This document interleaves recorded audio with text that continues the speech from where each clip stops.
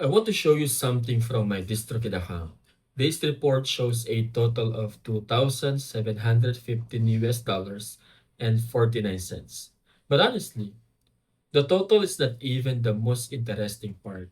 What caught my attention was where that money actually came from. Because when I opened the breakdown, I found something I wasn't expecting. Most of the money in this report is connected to YouTube.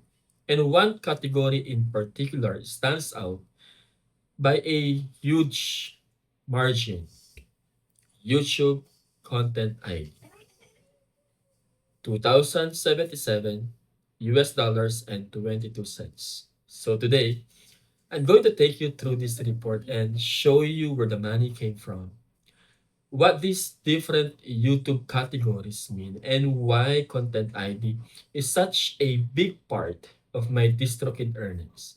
And I'm going to use my actual numbers here, not an estimated royalty calculator, not an estimated and I'm going to use my actual numbers here, not an estimated royalty calculator, not somebody else's screenshot. This is my own DistroKid report. So let us start with the number at the bottom, 2,715 US dollars and 49 cents. Now, before we get into it, there is something more important I want to clarify. I am not saying that this one single payout of 2,715 US dollars and 49 cents. This is the total shown on this particular report. There are different services and different royalty categories inside this total. And that is actually what I wanted to make this video. Because if you only look at the final number, you miss the interesting part. You need to look at the breakdown. So let us go through it. Right near the top, you can see Apple Music, 0.92.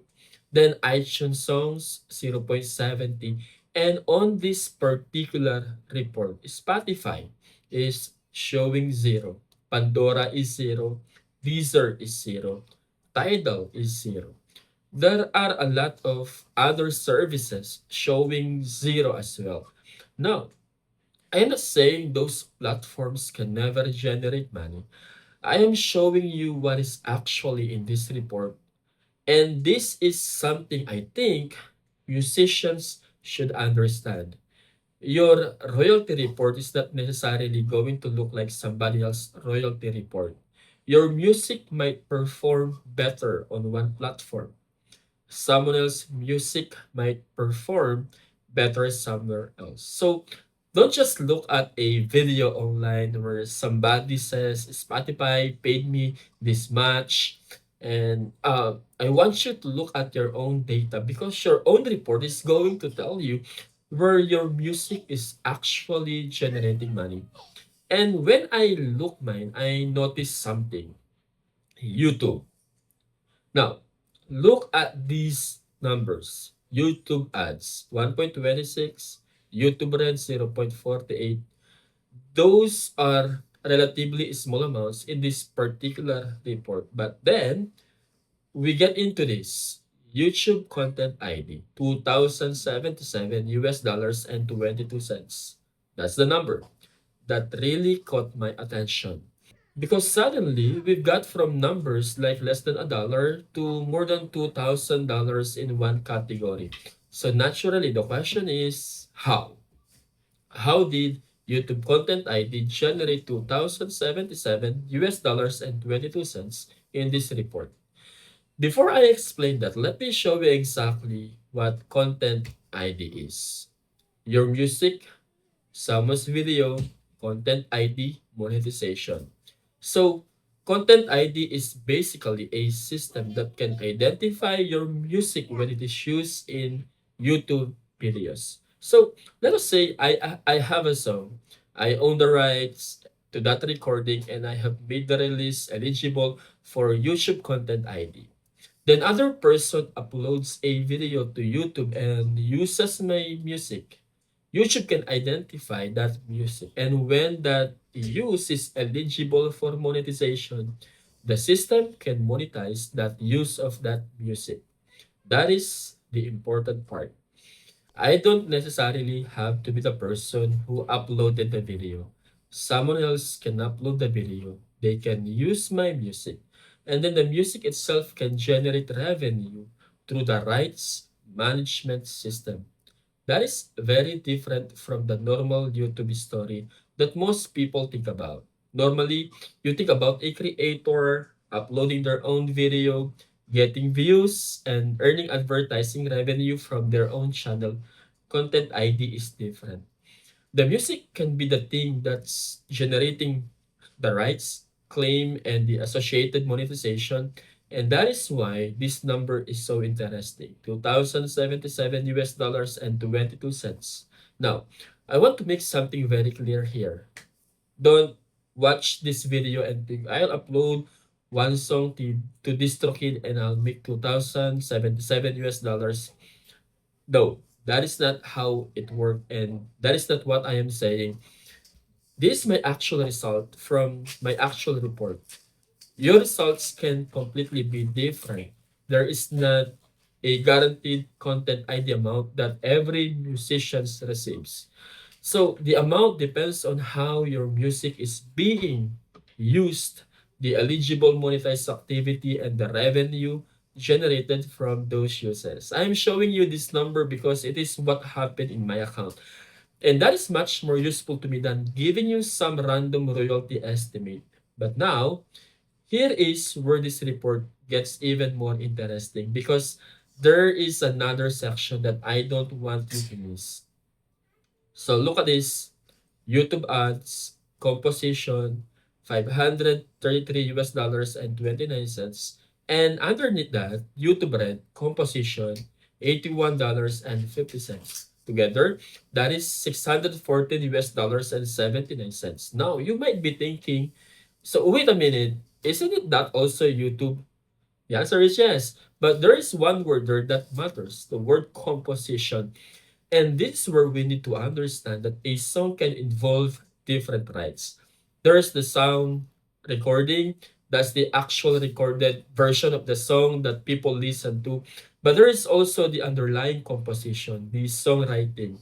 Those are not the same thing. So when I look at this report, I don't want to take every YouTube number and just call all of it content ID.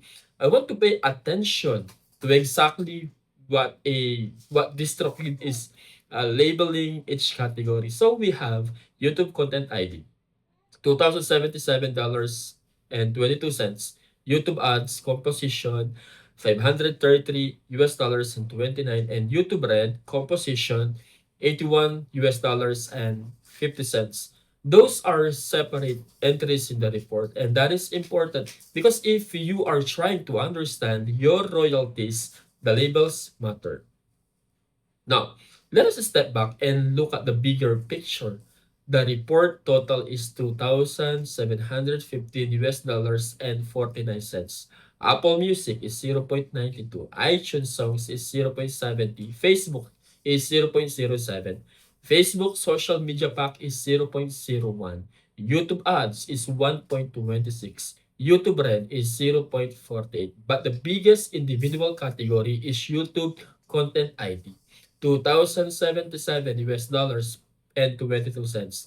Then you have the YouTube composition entries, 533.29 US dollars and $81 and 50 cents. So if I ask myself, where is the money coming from in this particular report? The answer is pretty obvious. YouTube is the big story and Content ID is the biggest individual category. Now, here is where this becomes useful if you are an independent musician. A lot of people think about music income like this. I upload my song, it goes to Spotify, people stream it, I get paid, and that's it. But that is not necessarily the whole picture. Your music can have different revenue opportunities depending on how it is distributed, where it is used, and what rights and services apply to that use. You can have streaming activity, you can have downloads, you can have YouTube users, you can have content ID activity. And if you are eligible and properly set up for publishing, there can also be composition royalties. There are not all the same thing. And that is why I think it is important to understand your own report, because you might discover that the platform you thought would be your biggest source is not actually your biggest source. In my case, that is exactly what happened. And this is also why I don't look at one song and ask how much money is the one song to make. I look at the catalog because one song might generate almost nothing. Another song might get streams. Another song might be used in YouTube videos. Another song might generate different types of royal activities. And when you have multiple songs, those individual amounts can add up over time. That is the way I look at my music now.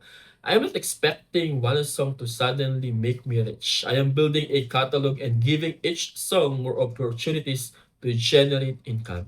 And this report is a good example of why. The biggest lesson for me is not simply now I made 2,077 US dollars and 22 cents. The bigger lesson is I can see how important YouTube content ideas become to my music income.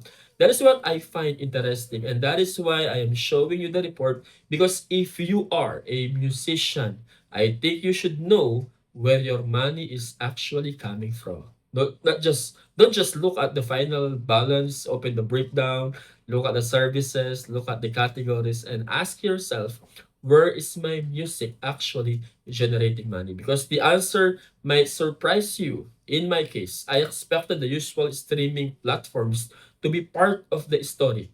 But when I look at the actual numbers, YouTube Content ID was clearly the biggest individual contributor in this report, 2,077 US dollars and 22 cents. And now, this leads to the question I think is even more interesting. Where did those content ID earnings actually come from? Was it one video? Was it hundreds of videos? What happens when somebody uses your song in their YouTube video? How does YouTube recognize the music? What happens after the music is detected? And how does that eventually turn into money inside DistroKid? That is the part I want to show you next. Because looking at 2,077 US dollars and 22 cents is interesting, but understanding how that money was generated is much more useful. So in the next video, I am going to break down how YouTube Content ID actually works with DistroKid. I'll show you the process from the music itself to someone using that music into a YouTube video to the identification of that music, and finally, how the earnings can make their way into your DistroKid bank. So if you are an independent musician trying to understand DistroKid, YouTube Content ID, and music royalties, subscribe to the channel. I am going to show you the real numbers from my own experience and explain what these numbers actually mean. I'll see you in the next video.